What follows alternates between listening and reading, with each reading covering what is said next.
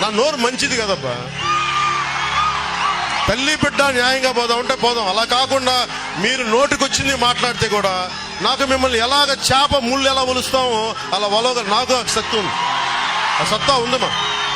కానీ ఆ రెచ్చగొట్టు రాజకీయం పద్ధతి కాదు. అవసరం మేరకు వాడతాం ఇప్పుడున్నా, తప్పదు అనుకుంటే శృతి మించితే. మీరు కూడా ఓ పని చేయండి, మీ పేపర్లు మూసేసుకోండి, మీ టీవీ మీడియాలు మానేసుకోండి, లేదంటే మొత్తం కూర్చోబెట్టి మీ వ్యాపారాలు బంద్ చేసుకోండి, మీ కాంట్రాక్ట్లు బంద్ చేసుకోండి, మీ ఇసుక కాంట్రాక్ట్లు బంద్ చేసుకోండి, మీ మద్యం షాపులు బంద్ చేసుకోండి. అప్పుడు రాజకీయం చేయండి. అప్పుడు నేను కూడా సినిమా రాజకీయం చేస్తాను. సింగపూర్ ప్రతినిధుల్లాగా వీళ్ళు జీతాల మీద బతుకుతారు. ఇంతమంది రైతులు నష్టపోయారు, మీరు అడగలేపారు. ఒక రైతుకి ఒక 1000 రూపాయలు ఇవ్వచ్చు కదా, 2000 రూపాయలు జేబుల్లో నుంచి. ఏ నానయ్య ఆయన పేరు? ఏదో నాన్నలే. పోనీ ఆయన ఇచ్చారు 1000 రూపాయలు అడగండి.